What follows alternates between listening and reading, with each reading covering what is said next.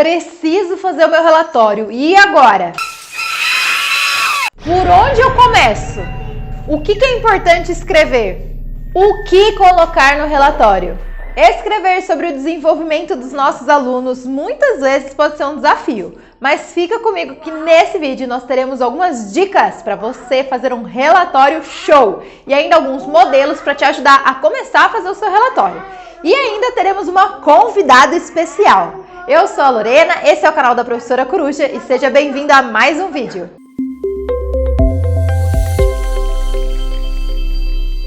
O relatório individual do aluno, ele é um documento que nós professores devemos fazer e tem como objetivo comunicar o desenvolvimento da criança em sala de aula. Então isso tem que estar muito claro na sua cabeça. Qual é o objetivo desse relatório? Saber onde o seu aluno está, quais as suas dificuldades, quais as suas qualidades vão te ajudar a guiar o caminho para novos aprendizados durante todo o ano letivo.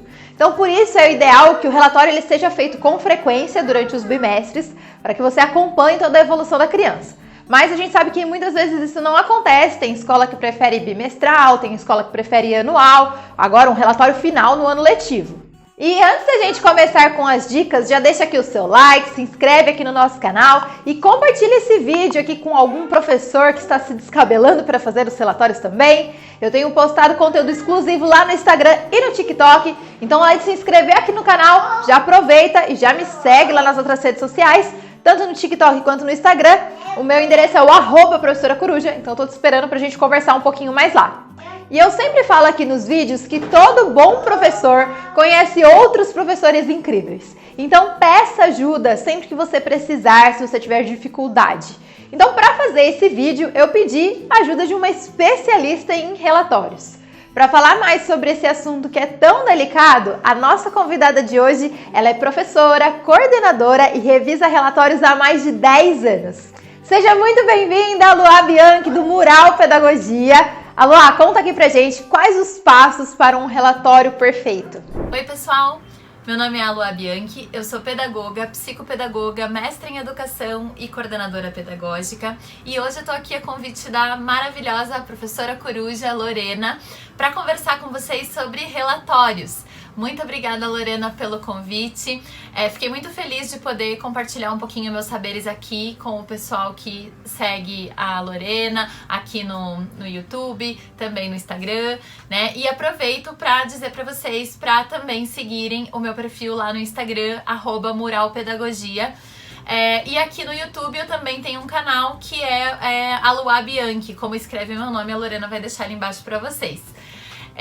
Bom, gente, então assim, como coordenadora pedagógica, há muitos anos eu faço revisão de relatório. Então, eu leio em média 700 relatórios por ano, às vezes mais, dependendo do número de alunos que estão presentes na escola naquele ano. E claro, antes escrevia muitos relatórios. Então, lá na minha página, no perfil, né, do Instagram, eu coloquei alguns posts sobre isso, que chamou muita atenção do pessoal. Tô fazendo mentoria sobre relatórios também, para essa escrita. E vim aqui hoje compartilhar com vocês algumas dicas do que fazer na hora de escrever o relatório, de como melhorar a qualidade desses relatórios e espero que isso ajude bastante vocês. Tá bom? É só algumas primeiras reflexões, algo mais introdutório, mas que eu espero que já ajude vocês nessa escrita que é difícil, né? Eu sei muito bem, não é nada fácil. A gente não tá aqui pra dizer que é super tranquilo e com essas dicas já fica tudo certo. Não, mas quanto mais você pensar e refletir sobre relatórios, sobre essa escrita que pode ser tão potente, tenho certeza que isso vai te ajudar bastante pra esse que você vai ter que escrever agora, né? Essa semana eu sei que tem muita gente que tá envolvida nessa escrita, mas também dos próximos anos. Então aproveita para rever esse vídeo em outros momentos quando você precisar. Combinado? Bom, gente, então vamos lá. A dica número 1. A primeira dica que eu dou é realmente a gente entender o relatório de um outro jeito. Porque eu sei o quanto é difícil e o quanto muitas professoras falam: ai, que saco, tá na hora de entregar o relatório, que burocracia, isso é cansativo, demanda muito tempo. Realmente, demanda muito tempo. Mas quando a gente começa a observar o relatório como algo importante, realmente um documento que vai levar para a família um pouquinho da sua visão sobre a criança, sobre o que você observou ao longo desse tempo com ela, que pode ser um instrumento para essa família entender melhor o seu trabalho pedagógico, o trabalho da escola, que pode ser uma forma de a família entender e compreender melhor essa criança, com o olhar que você também ajuda a construir sobre ela. A gente acaba considerando esse relatório como uma forma de aproximar o nosso olhar do olhar da família e assim contribuir efetivamente para o desenvolvimento da criança. Que tal pensar nessa perspectiva? Eu sei que é difícil, eu sei que relatório é algo cansativo de se fazer, mas se a gente pensar nessa perspectiva, eu acredito que as coisas fiquem um pouco mais fáceis, porque você pensa, esse relatório pode ser um presente que eu estou entregando para aquela família e que essa criança vai ser melhor acompanhada e observada de outra forma se eu conseguir realmente chegar nessa ideia de, por meio desse relatório, revelar um pouco mais dessa criança, do desenvolvimento dela e do que ela mostrou para mim ao longo do tempo, do que eu consegui capturar dela no tempo em que eu estive com ela. Seja uma escrita de um semestre, de um ano, de um trimestre, de um bimestre, não sei, né? Cada escola tem o seu formato. Então a minha dica número 1 é: busque enxergar esse relatório como algo muito positivo para o desenvolvimento dessa criança, para ser realmente algo que informe a família, que comunique a sua visão daquela criança, que eu tenho certeza que é uma visão muito especial. A dica número 2. Gente, quando eu tô falando aqui de relatórios, eu tô falando da parte descritiva. Aquela coisa de marcar X, se a criança faz ou não faz, no meu ponto de vista, já tá completamente ultrapassada. E também não é assim que os próprios documentos legislativos brasileiros encaram a avaliação na educação infantil. Esses documentos, eles colocam que a avaliação na educação infantil, ela não pode ser classificatória. Então, quando eu tô falando em relação à avaliação, eu tô dizendo que, na verdade, é um relatório que narre percursos dessa criança dentro da escola, que mostra um pouquinho sobre ela, sobre o que ela construiu, mas não completamente pautada e direcionada para objetivos muito específicos. Por exemplo, reconhece ou não reconhece as cores primárias? Não, né, gente? Vamos tentar evoluir esse relatório, pensar em outro formato em que a gente realmente foque no que essa criança faz, no que essa criança constrói no dia a dia, no que ela gosta, no que ela mostra habilidade, no que ela é potente, o que ela consegue fazer agora que ela não conseguia antes, sobre o que ela gosta de conversar, tanta coisa, né, que dá pra gente pensar quando a gente vai falar de uma criança que a gente conhece, que a gente conseguiu observar. Então, eu acho que uma das coisas principais é a gente pensar que a maior dica que eu posso dar é: invistam nos registros que vocês fazem ao longo do tempo.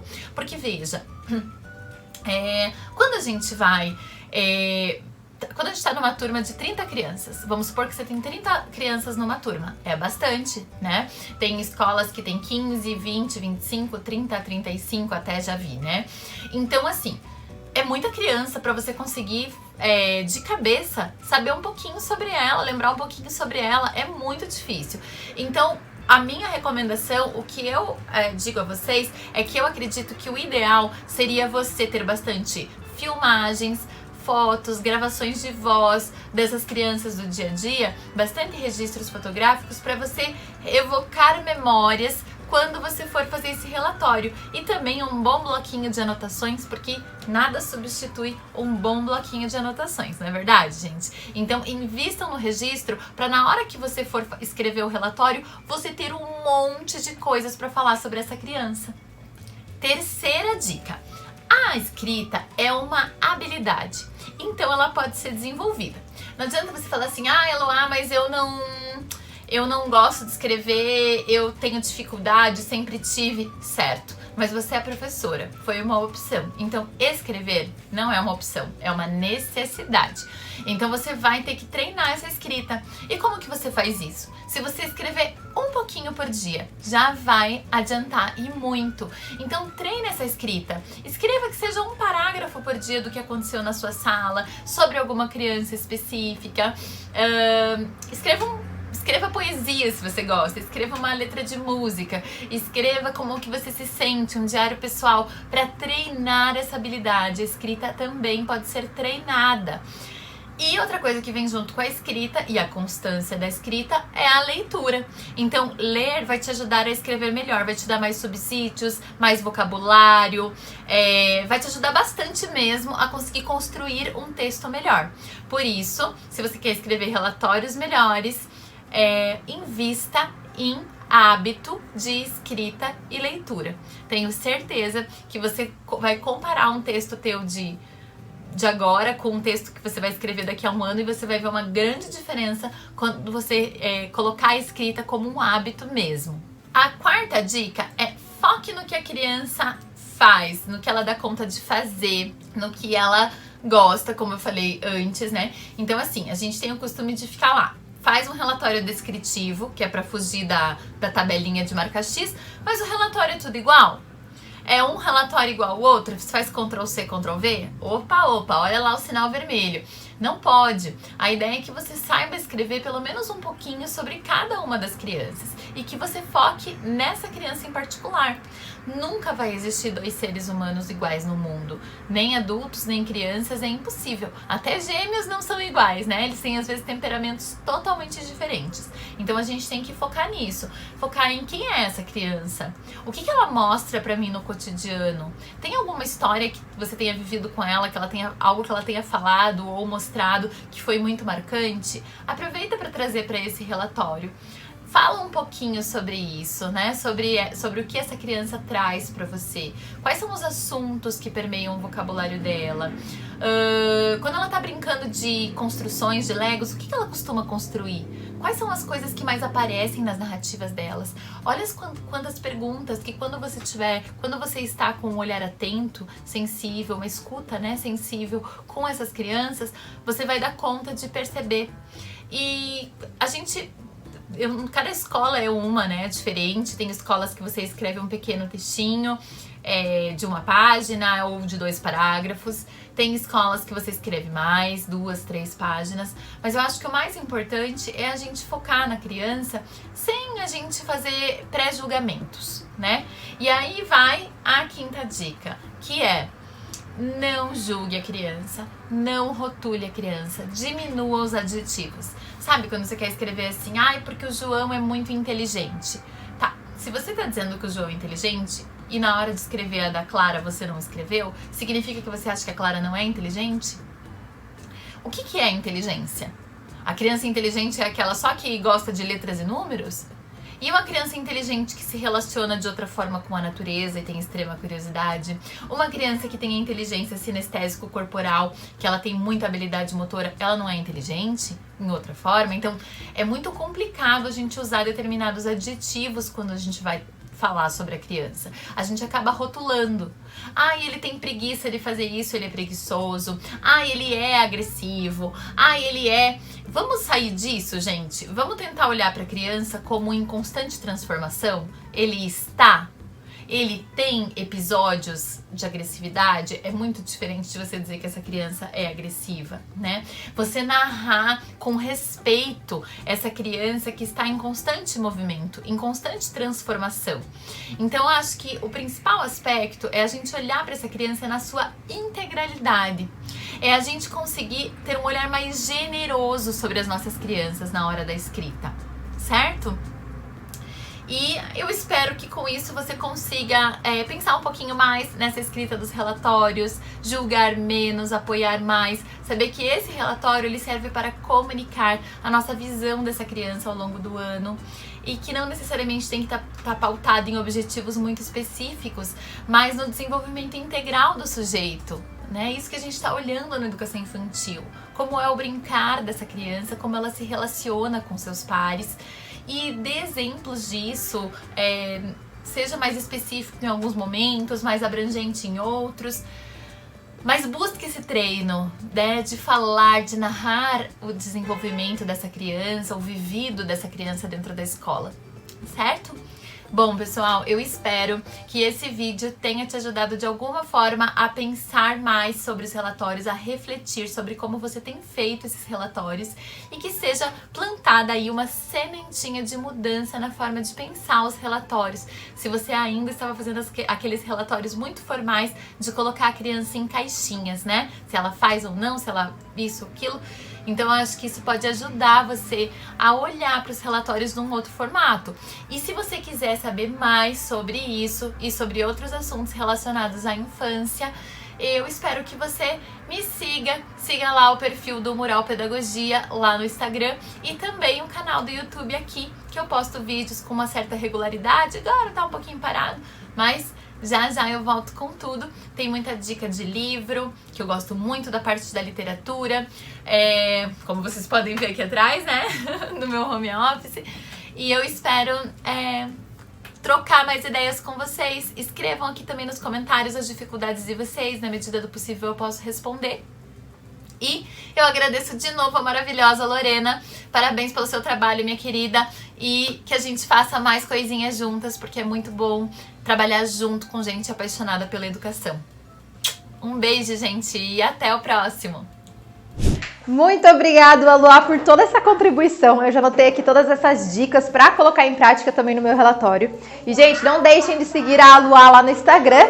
O Instagram dela é o @muralpedagogia e o canal dela aqui no YouTube é o Alô Bianca. Eu vou deixar todos os links das redes dela aqui na descrição desse vídeo para você conferir.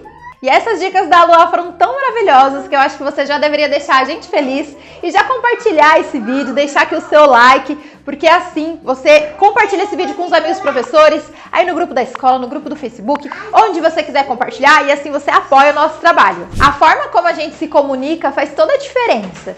Tem uma grande diferença de você pedir, falar, por favor, vamos ficar quietinho, e você falar, cala a boca. Então, para fechar aí com chave de ouro o seu relatório, eu preparei aqui alguns modelos com algumas palavras-chave que você pode usar no seu relatório, para que assim você consiga se expressar de maneira clara e gentil sobre o seu aluno. Lembrando aí, muito importante a dica que a Bianca deu, para não rotular o seu aluno, ou simplesmente só falar, ele é inteligente, né? Então, a gente precisa realmente descrever o máximo que a gente conseguir, mas eu coloquei algumas palavras-chave para que você possa usar e assim poder te dar um caminho para onde você deve seguir para fazer o seu relatório. Então, por exemplo, se você observou que o seu aluno ele ainda não adquiriu tudo que você ensinou para ele, em vez de você falar, ele não sabe, né, que é algo muito vago, você pode colocar, ainda não adquiriu, está em fase de aprendizado, estamos fazendo isso. Então, assim, você descreve melhor, em vez de só simplesmente colocar que ele não sabe algo. Então, essas expressões, vou deixar o link para você baixar com essas palavras aqui também na descrição do vídeo. E eu não sou muito a favor de fazer modelo de relatório pronto, porque eu realmente acredito que a sala de aula, cada um é de um jeito, cada realidade é de um jeito. Não tem como a gente colocar tudo numa caixinha e achar que o que serve para mim vai servir para você. Então, eu não sou muito a favor de um relatório pronto. Mas eu também acredito que muitas vezes a gente precisa de ajuda. Então, por isso eu fiz um modelo com introdução, o meio e o fim, para você seguir e criar o seu relatório de uma maneira um pouco mais fácil. Eu vou deixar o link também aqui na descrição do vídeo para você baixar. Então, na verdade, é só um começo para você ter um guia, depois o meio, o que você deve falar e o final. Lembrando sempre de seguir aí as dicas que a Luá deu, o máximo de descrição possível. Como é sempre legal a gente pensar que se você fosse ler esse relatório e não fosse o seu aluno, você conseguiria entender? Você conseguiria entender o que outra pessoa estaria dizendo sobre o seu aluno? Então é isso, eu acredito que é o principal que a gente tem que pensar. E já me conta aqui nos comentários uma dica que você faz aí nos seus relatórios e que tem dado certo, porque às vezes o seu comentário pode me ajudar e ajudar outros professores também. Já me conta aqui o que você achou desse vídeo. Se você tem alguma dúvida, já coloca aqui também, porque às vezes pode ter uma versão 2 desse vídeo. Então se ficou alguma dúvida, já aproveita e escreve aqui também. Aproveita para se inscrever aqui no nosso canal, clica no sininho para você não perder nada. Um beijo e eu te espero no próximo vídeo.